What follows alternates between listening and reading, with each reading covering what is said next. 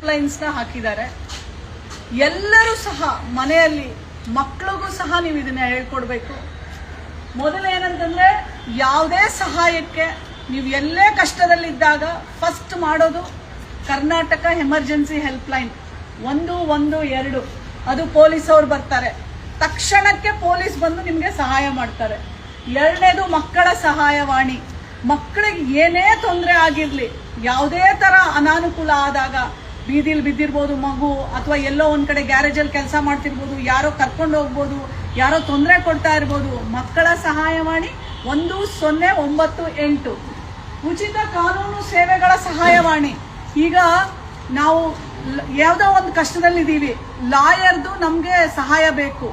ಏನು ಕಾನೂನಾತ್ಮಕವಾಗಿ ನಾವು ಹೆಂಗ್ ಹೋರಾಟ ಮಾಡಬೇಕು, ನಮ್ಮ ಮೇಲೆ ಏನೋ ಒಂದು ದೌರ್ಜನ್ಯ ಆಗಿರುತ್ತೆ, ನಾವು ಸ್ಟೇಷನ್ಗೆ ಹೋಗಿರ್ತೀವಿ, ನಮ್ಗೆ FIR ಆಗತ್ತೆ, ಚಾರ್ಜ್ ಶೀಟ್ ಮಾಡ್ಬೇಕಾದ್ರೆ ಕರೆಕ್ಟ್ ಆಗಿ ಕ್ರಮಗಳನ್ನ ಹಾಕಿದಾರಾ ಇಲ್ವಾ, ಇದೆಲ್ಲವೂ ನಿಮಗೆ ತಿಳ್ಕೋಬೇಕು ಅಂತಂದ್ರೆ ನಿಮ್ಗೆ ಯಾವುದೇ ಕಾನೂನಿನ ಸಲಹೆ, ಆಸ್ತಿ ಜಗಳ ಆಗ್ತಾ ಇರುತ್ತೆ, ಅಥವಾ ಏನೋ ಒಂದು ಪಕ್ಕದಲ್ಲಿರೋರು ಗಲಾಟೆ ಮಾಡ್ತಿರ್ತಾರೆ, ಯಾವ ತರ ಕಾನೂನಿಂದ ಸಹಾಯ ಪಡ್ಕೋಬೇಕು ಅಂತ ನೀವು ಲಾಯರ್ಸ್ಗೆ ನೀವು ಫೋನ್ ಮಾಡಬೇಕು ಅಂತಂದ್ರೆ ಫ್ರೀ ಆಗಿ ಉಚಿತವಾಗಿ ನಿಮ್ಗೆ ಮಾರ್ಗದರ್ಶನ ಮಾಡ್ತಾರೆ.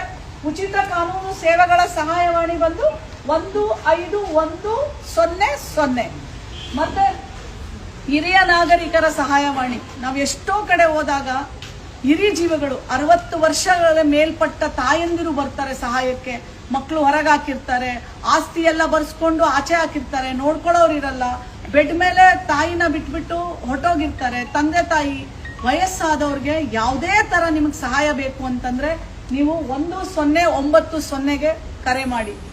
ಮತ್ತೆ ಮಹಿಳಾ ಸಹಾಯವಾಣಿ. ಮಹಿಳೆಯರಿಗೆ ಯಾವುದೇ ತರ ಸಹಾಯ ಬೇಕು ಅಂತಂದ್ರೆ 181ಕ್ಕೆ ಕರೆ ಮಾಡಿ. ನಿಮಗೆ ಲಾಯರು, ಡಾಕ್ಟ್ರು, ಪೊಲೀಸು, ಕೌನ್ಸಿಲರ್ಸು ಎಲ್ಲರೂ ನಿಮ್ಗೆ ಒಂದೇ ಸೂರಿನಡಿ ಸಿಗ್ತಾರೆ.